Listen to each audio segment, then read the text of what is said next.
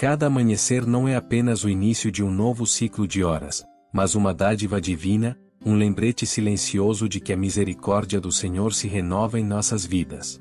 O profeta Jeremias expressou isso em meio à sua tristeza quando escreveu em Lamentações 3, 22-23, as misericórdias do Senhor são a causa de não sermos consumidos, pois as suas misericórdias não têm fim.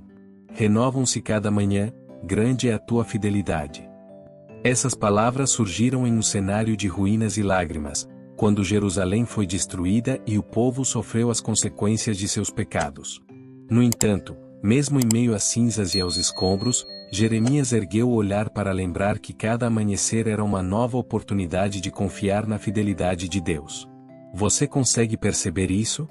Se, em meio à desolação de um povo inteiro, Jeremias pôde declarar que cada manhã era uma demonstração de misericórdia, quanto mais você pode abraçar essa verdade ao acordar em sua própria vida.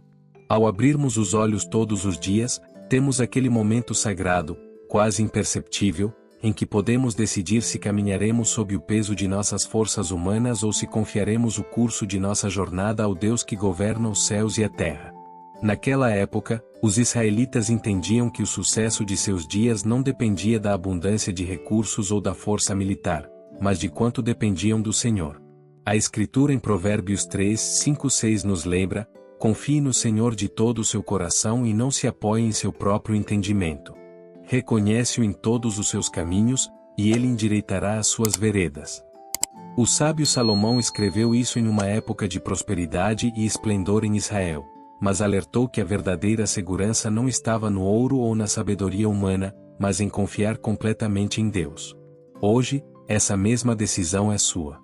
Cada dia é um novo cenário onde você pode escolher se caminhará confiando em sua capacidade limitada ou se colocará tudo nas mãos do Todo-Poderoso. Quantas vezes você acordou com a mente cheia de preocupações, pensando em problemas financeiros, decisões familiares ou fardos do trabalho? E, no entanto, você parou o seu coração naquele momento inicial para dizer: Senhor, meu dia é teu, minhas lutas são tuas, meus passos dependem de ti? Esse ato de entrega é a chave para caminhar não sob o peso da ansiedade, mas sob o descanso da fé. É por isso que hoje quero levá-lo pela mão a uma cena da palavra que nos lembra poderosamente que a vitória não é garantida por estratégias humanas ou recursos visíveis. A verdadeira força está em depender absolutamente de Deus, como fizeram homens e mulheres que, em meio à sua fragilidade, se renderam e encontraram a resposta nele. A passagem que norteia esta reflexão encontra-se em Êxodo 17:11, onde a Escritura diz: sempre que Moisés levantava a mão, Israel prevalecia. Mas sempre que ele a abaixava, Amaleque prevalecia. Essas palavras não são um simples relato de guerra, mas uma revelação do coração de Deus para todos os que enfrentam batalhas. Israel havia acabado de deixar o Egito, um povo cansado da escravidão, inexperiente em combate, e agora tinha que enfrentar os ferozes amalequitas, um inimigo hábil em atacar de surpresa. Nesse contexto, Moisés subiu ao topo do monte, não para brandir uma espada, mas para erguer as mãos ao céu. Esse gesto foi mais poderoso do que qualquer estratégia militar, pois declarou publicamente: nossa confiança não está na força dos homens, mas na ajuda do Deus eterno. Cada vez que suas mãos permaneciam erguidas, Israel avançava. Mas quando o cansaço natural fez seus braços cederem, o inimigo ganhou terreno. Foi ali que Arão e Hur o sustentaram, lembrando-nos de que frequentemente precisamos do apoio espiritual de outros para perseverar na fé. Esta passagem revela um princípio eterno: as batalhas não são vencidas apenas no campo visível, mas no altar da dependência absoluta de Deus. O Salmo 20:7 nos dá outra perspectiva sobre esta verdade: uns confiam em carros, e outros, em cavalos, mas nós faremos menção do nome do Senhor, nosso Deus. Na época do rei Davi, as nações mediam sua força militar pelo número de cavalos e carros que possuíam, mas o salmista declarou que o verdadeiro poder residia em confiar no Senhor. Assim como Israel prevaleceu enquanto Moisés mantinha as mãos erguidas, você também prevalecerá quando entregar sua vida diante de Deus em oração e fé. O rei Ezequias experimentou a mesma experiência quando recebeu a notícia de que sua vida estava chegando ao fim. A Bíblia nos diz em Isaías 38 que, ao ouvir a sentença de morte, Ezequias virou o rosto para a parede e chorou amargamente enquanto orava ao Senhor. E Deus lhe respondeu, concedendo-lhe mais 15 anos de vida. O levantar das mãos de Moisés e as lágrimas de Ezequias são gestos diferentes, mas ambos falam a mesma língua, a fé clamando ao céu.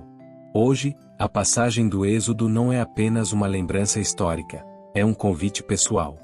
Não importa qual seja a sua batalha, uma doença, um conflito familiar, uma crise econômica ou uma luta interna, a vitória não é garantida por espadas humanas, mas por mãos erguidas em fé. Feche os olhos por um momento e imagine a cena em detalhes. O povo de Israel, que caminhava por terras áridas sob um sol escaldante, estava cansado após dias e dias de peregrinação no deserto. Suas sandálias estavam gastas, seus corpos cobertos de poeira, seus filhos choravam de exaustão. De repente, eles se viram diante de um inimigo temido, os amalequitas, guerreiros experientes, astutos na estratégia e implacáveis no ataque. O som metálico de espadas se chocando ecoa no vale, gritos de dor e guerra se misturam ao estrondo de passos firmes, levantando poeira a cada ataque. O próprio ar parece carregado de tensão e morte. Mas no topo de uma colina, isolado do estrondo da batalha, ergue-se uma figura idosa, mas firme, Moisés, o homem de Deus.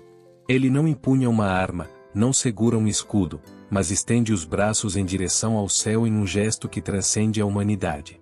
A cada momento em que suas mãos permanecem erguidas, o exército de Israel ganha vantagem, os guerreiros recuperam a coragem e suas espadas parecem mais leves. No entanto, quando o cansaço natural o faz abaixar os braços, os amalequitas imediatamente começam a ganhar terreno. A luta no vale espelha o que está acontecendo na colina. O destino da batalha não depende da força militar, mas da intercessão. Então, Arão e Hur aparecem, homens próximos de Moisés que reconhecem a importância daquele gesto. Eles veem a fragilidade de seu líder, notam como seus braços tremem de cansaço, e sem hesitar, se posicionam de cada lado.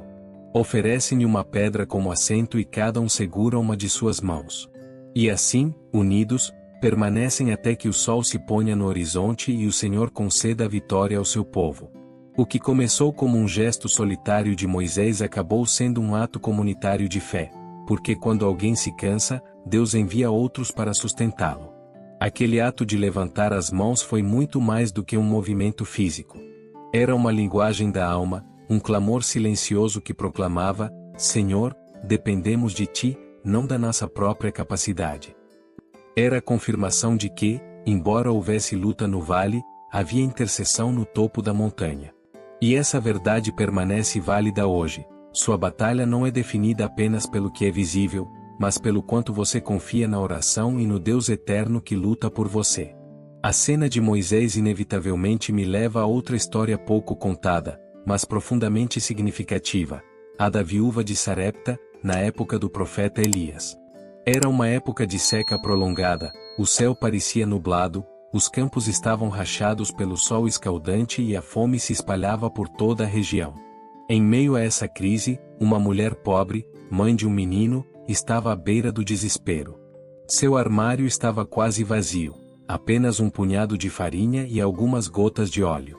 Ela sabia que aquele seria seu último pão, sua última tentativa de alimentar o filho antes de aguardar resignadamente a morte por fome. Naquele exato momento, Deus enviou Elias à sua casa. O profeta, obedecendo à ordem divina, pediu-lhe água e um pedaço de pão. A mulher, surpresa e angustiada, confessou: só tenho um pouco de farinha numa vasilha e um pouco de óleo numa jarra. Pensei em preparar isso para mim e meu filho, e então esperaremos a morte. Mas Elias, cheio de fé, declarou-lhe: não tenha medo. Faça-me primeiro um bolo pequeno, e então você e seu filho farão, pois o Senhor disse que a farinha não faltará, nem o azeite faltará, até o dia em que ele fizer chover sobre a terra. Naquele momento, aquela mãe teve que tomar uma decisão impossível: obedecer à voz do profeta e doar o pouco que tinha, ou ficar com ele para si.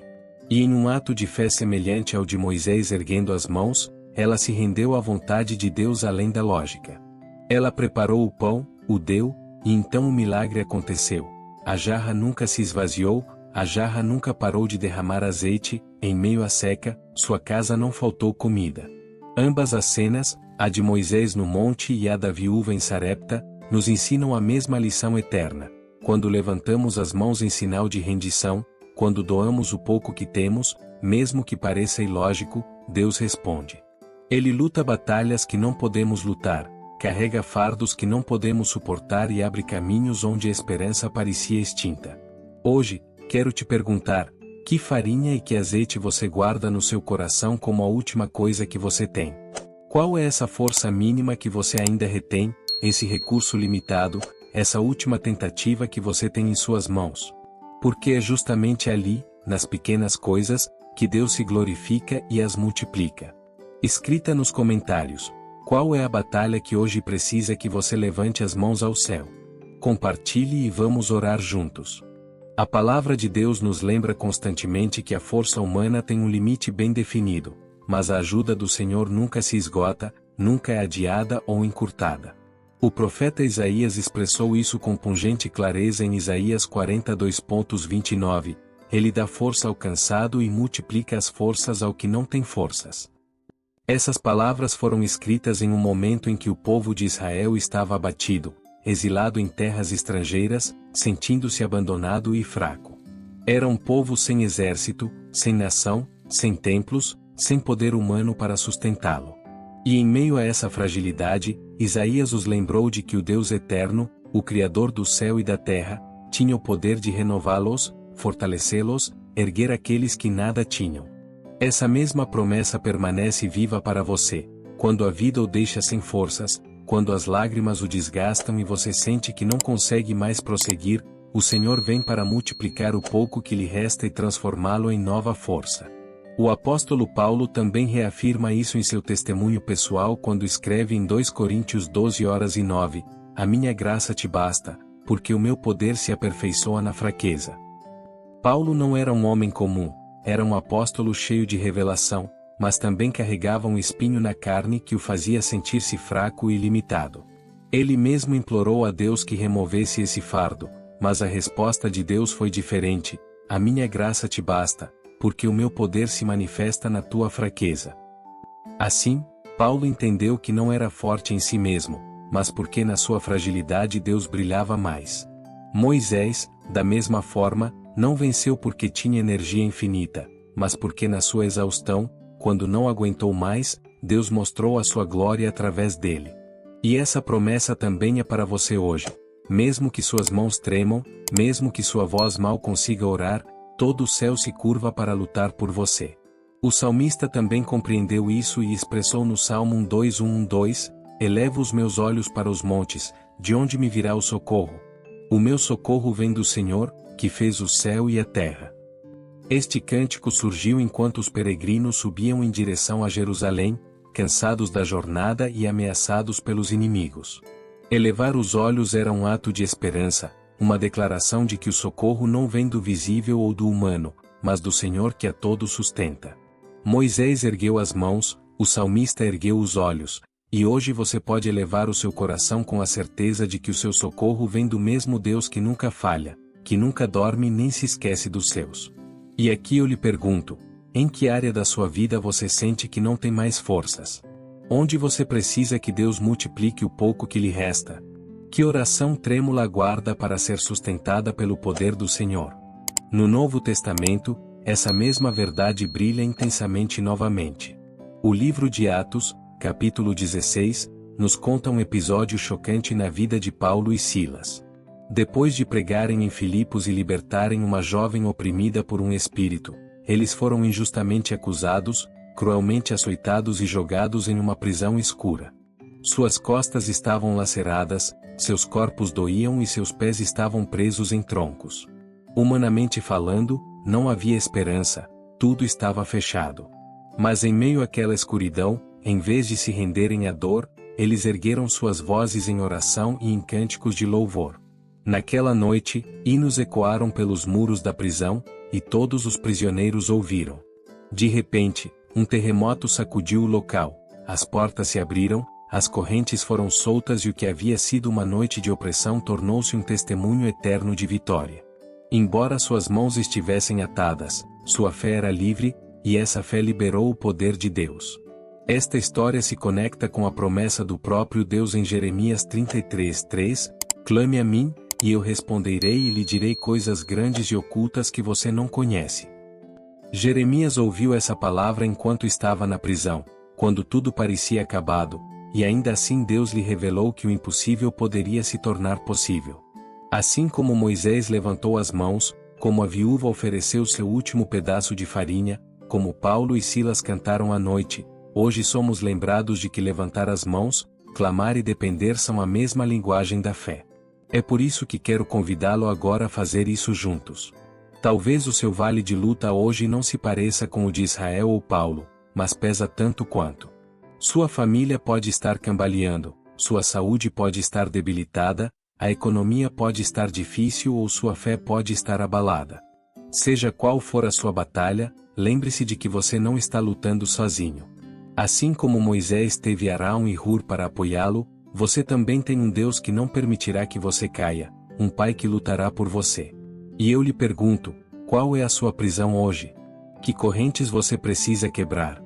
Que vale você está atravessando onde precisa levantar as mãos e clamar para ver a intervenção de Deus? Amado e fiel Senhor, neste momento nos detemos para erguer nossas mãos e nossos corações diante de Ti.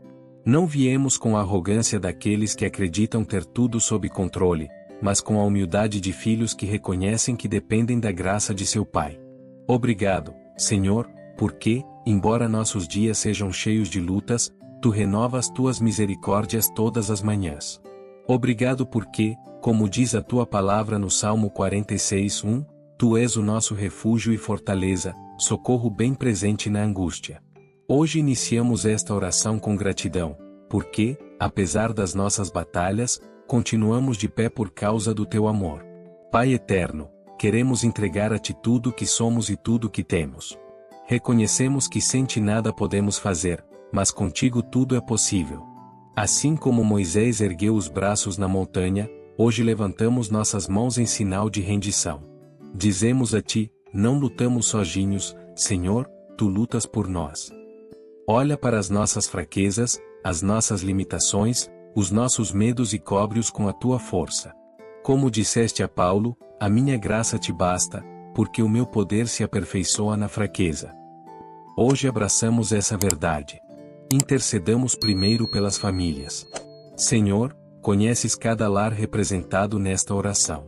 Olha para os casamentos que precisam de restauração, cura as feridas do passado, fortalece a comunicação e que o Teu amor seja o laço perfeito que une. Guarda as crianças, protege-as do mal, afasta delas as amizades e os caminhos que as afastam de Ti. Torna-as sensíveis à Tua voz desde tenra idade e que nunca se esqueçam da Tua palavra. Abençoa também os pais solteiros que carregam sozinhos o fardo da família. Dá-lhes força, multiplica os seus recursos e lembra-lhes que não estão sozinhos, pois Tu és o seu sustento. Senhor, apresentamos também a saúde de cada pessoa. Tu és o médico divino, aquele que cura os corações partidos e cura as suas feridas. Olha para os que estão doentes de cama, para os que lutam com diagnósticos médicos difíceis. Estende a Tua mão de poder, restaura os órgãos, purifica o sangue, renova os ossos. Assim como fizeste com o rei Ezequias, que ao clamar recebeu mais 15 anos de vida, hoje declaramos que Tu és o Deus que prolonga, restaura e dá esperança. Tu dás força aos cansados e aumentas a força daqueles que não a têm. Colocamos em Tuas mãos, Senhor, as finanças e o trabalho de cada pessoa. Tu conheces as portas que se fecham, as contas que não fecham, a angústia de quem não sabe como sobreviver. Hoje oramos como a viúva de Sarepta que deu pouco e recebeu muito. Assim, declaramos que Tu és o provedor fiel, aquele que abre as janelas do céu e derrama bênçãos até que não haja mais espaço para elas. Traz oportunidades, abre caminhos inesperados, abençoa empreendimentos e que cada recurso seja usado com sabedoria para a Tua glória. Finalmente, Senhor, fortalece a nossa vida espiritual. Não permitas que as provações roubem a nossa fé, nem que a dor apague a nossa adoração. Que sejamos como Paulo e Silas na prisão, que mesmo acorrentados souberam cantar. Ensina-nos a orar sem cessar, a confiar quando não compreendemos, a depender de Ti em cada passo. Reacende em nós o fogo do Teu Espírito, enche-nos com a Tua paz e a Tua alegria. Hoje, levantamos as mãos, Senhor, e declaramos com fé: Tu és o nosso Deus, a nossa vitória, o nosso refúgio seguro. Luta por nós, Senhor, porque quando lutas, as correntes caem, os muros desmoronam e a esperança renasce. Nós Te adoramos não apenas pelo que fazes, mas por quem és, nosso Pai eterno, nosso maravilhoso Conselheiro, nosso Príncipe da Paz.